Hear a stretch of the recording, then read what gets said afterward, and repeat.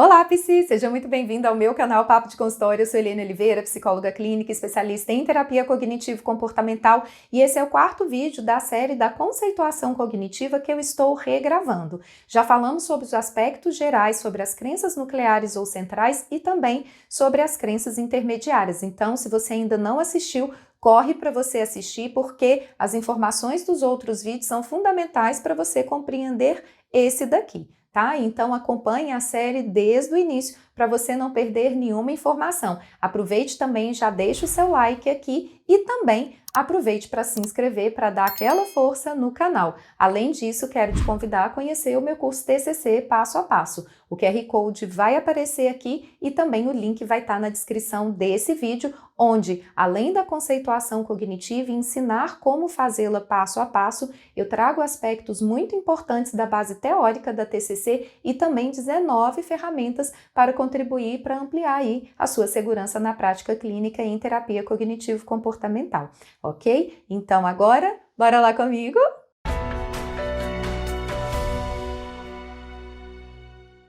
Bom, então o que seriam as estratégias compensatórias ou estratégias de enfrentamento disfuncionais, que é o novo termo que a Judith Beck está utilizando no livro dela, na terceira edição do Terapia Cognitivo-Comportamental, Teoria e Prática, ok? Então eu vou falar essas duas nomenclaturas nesse vídeo aqui, tá bom? Então, o que eles seriam? Seriam justamente padrões de comportamento, aqueles comportamentos que vira e mexe o seu cliente ele está emitindo. Esses comportamentos eles vão ficar muito claros ao longo das sessões, então à medida que o seu cliente vai trazendo as experiências dele, você já vai vendo uma formação de um padrão comportamental e também você pode investigá-lo a partir do RPD de 3 colunas. Então, à medida que semana a semana o seu cliente ele vai trazendo, né, ali o resultado dos comportamentos dele, baseado nos pensamentos automáticos e nas situações, isso vai então favorecer para que você tenha elementos para pelo menos pensar, opa, peraí, esse daqui pode ser um comportamento padrão, pode ser uma estratégia compensatória. E também quando você estiver montando a conceituação com o seu cliente, isso também pode aparecer, ele pode te revelar também esses comportamentos padrões que ele possui. Ok? Então é muito importante a gente ficar atento porque o manejo desses padrões de comportamento é essencial, uma vez que eles acabam retroalimentando as crenças. As estratégias compensatórias ou estratégias de enfrentamento disfuncionais, elas são uma resposta direta das crenças intermediárias, principalmente dentro dos pressupostos, que é aquela relação de si e então. Então, a partir dessa interpretação, eu vou emitir comportamentos para tentar lidar com isso. Só que em algum momento esse comportamento ele falha e ele retroalimenta, favorece o fortalecimento então dos padrões de crença que essa pessoa já tem. Então por isso que é muito importante a gente aprender a identificar. Ok? E assim como nas crenças nucleares existem as 3 categorias, desamor, desvalor e desamparo, nas crenças intermediárias existem os pressupostos, atitudes e regras, nas estratégias compensatórias ou estratégias de enfrentamento disfuncionais existem também 3 categorias, manutenção, evitação e hipercompensação, ok? Cada uma delas pode se manifestar de maneira separada ou o seu cliente pode ter as 3 manifestações, ok? Então pode ser 1, 2 ou 3, depende muito de como que ele vai fazer justamente aquela relação de si então que está ali nas crenças intermediárias, ok? No próximo vídeo, né, na realidade no vídeo que a gente for discutir sobre a conceituação cognitiva, né, que eu vou pegar todos os elementos e montar, eu vou trazer isso de uma maneira mais detalhada para você, ok? Então, eu vou dar um exemplo de como cada uma dessas se manifestaria. No caso da estratégia de manutenção, seria uma ideia de abraçar a crença. A pessoa, ela se conforma com aquela ideia da crença, né, de que ela não merece amor, ou de que ela é uma pessoa má, ou de que ela é uma pessoa incompetente, ineficiente, incapaz, ok? Na evitação, seria eu tentar evitar a ativação dessas crenças, né? Evitar não me sentir amada, evitar também me sentir uma pessoa má, evitar também me sentir uma pessoa ineficiente. E na hipercompensação já seria o polo oposto, né? Então eu tento de todas as maneiras me afastar o máximo que eu puder daquela crença. Então eu vou emitir comportamentos que a gente vai perceber que são comportamentos exagerados. Por quê? Porque eles querem fazer com que haja um afastamento o máximo possível. Então eu quero mostrar que eu mereço amor, eu quero mostrar que eu sou uma pessoa boa e eu quero mostrar também que eu sou uma pessoa capaz, ok? Então eu vou dar um exemplo, né, de como que isso se manifestaria em cada uma das crenças, ok? Na crença de desamor, se a pessoa ela parte do pressuposto, então, se eu sou uma pessoa que não mereço amor, então eu devo evitar as relações. E aí ela vai fazer a evitação. Se ela fala assim, olha, apesar de eu não merecer o amor, eu quero ser amada, ela pode ir para a hipercompensação. E se ela acreditar, né, se eu não mereço amor, então não adianta nada, ninguém nunca vai me amar, ela vai para a manutenção. Como que isso, então, se manifestaria, ok? A manutenção seria, então, esse abraço da crença. Ou essa pessoa, ela vai se relacionar com pessoas frias emocionalmente, então incapazes de manifestar esse afeto, ou ela também pode se relacionar com pessoas que estão já indisponíveis emocionalmente, seja porque elas já estão no relacionamento ou elas acabaram o relacionamento e ainda, né, não conseguiram se desconectar totalmente da relação anterior. Então, essa pode ser uma estratégia de manutenção. A estratégia de evitação seria justamente eu não me relacionar com as pessoas. Então, para eu não correr o risco de eu não me sentir amada, então eu não me relaciono. Mas eu também posso ser aquela pessoa que, apesar de me relacionar, eu não aprofundo nas relações. Então, é uma pessoa que sempre vai manter as relações de uma maneira superficial. E toda vez que ela perceber que existe uma chance, talvez, dessa relação não dar certo, o que ela vai fazer? Ela vai fugir, né? Ela vai então finalizar aquela relação, tentar encontrar motivos para se afastar, então, ou seja, ela vai tentar evitar qualquer possibilidade de se sentir desamada, rejeitada, ok?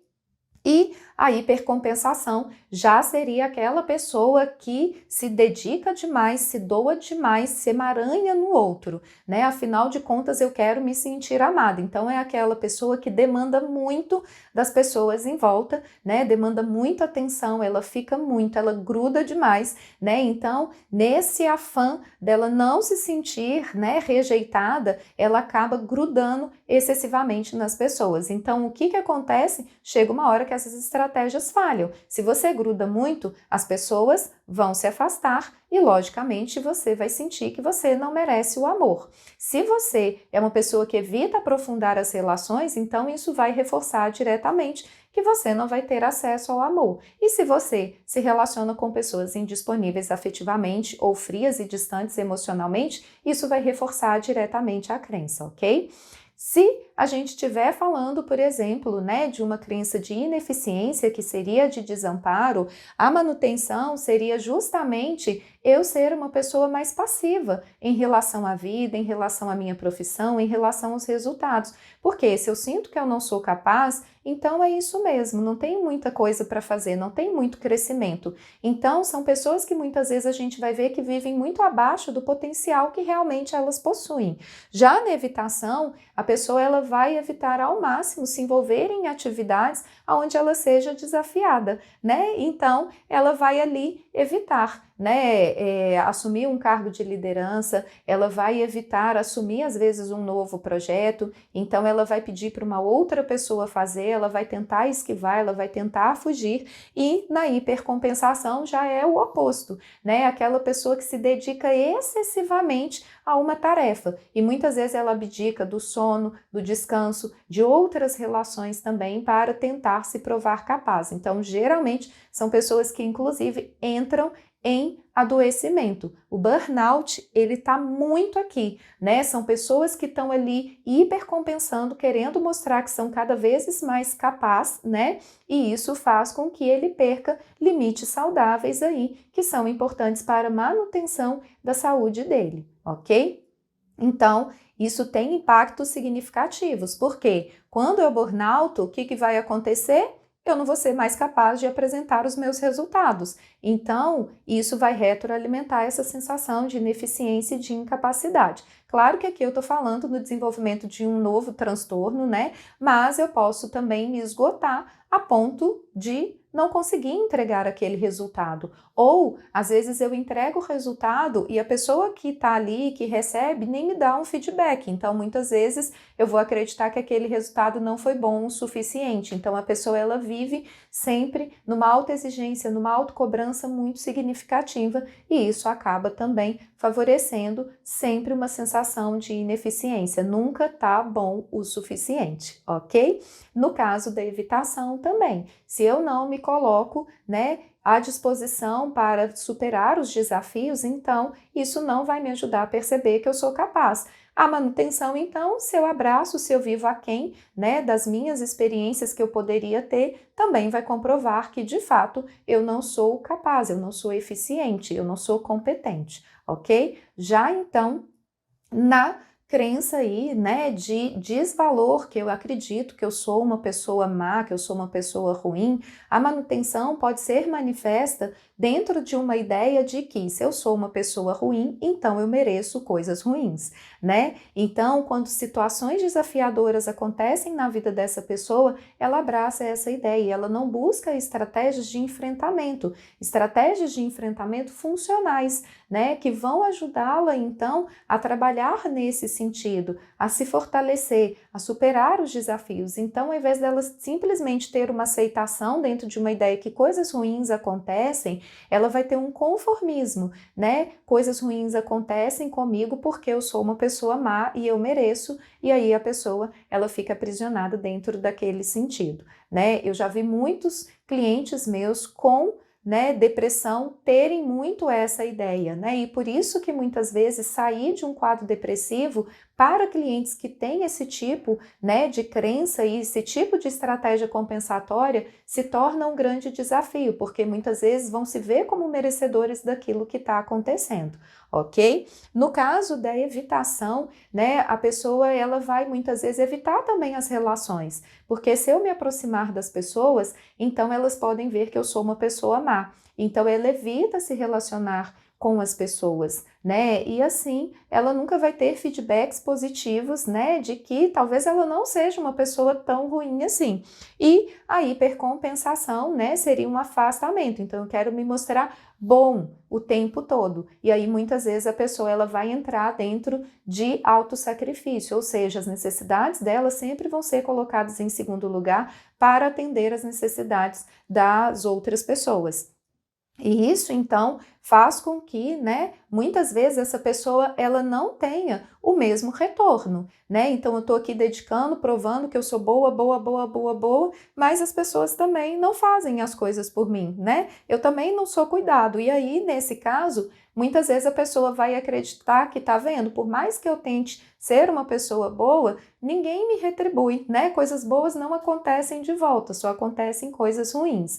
Então, a gente vai percebendo que essas estratégias compensatórias, elas vão agindo e atuando diretamente no fortalecimento das crenças, ok? Então, por isso que é muito importante a gente ficar atento, porque a gente precisa desenvolver estratégias para ajudar os nossos clientes a formarem estratégias comportamentais funcionais, adaptativas, ok? Então, se eu fico nas estratégias compensatórias ou nas estratégias de enfrentamento desadaptativas, isso então vai representar um prejuízo e vai dificultar o enfrentamento, vai dificultar a gente realizar o manejo mais eficiente das crenças, ok? Então, espero que esse vídeo tenha contribuído. Se ficou alguma dúvida, deixe nos comentários. Aproveite para compartilhar com seus outros colegas PCs e também convidá-los para acompanhar essa série. No mais, eu desejo muito sucesso para você, um beijo grande e a gente se vê nos próximos vídeos, porque tem muita coisa boa ainda por vir. Tchauzinho!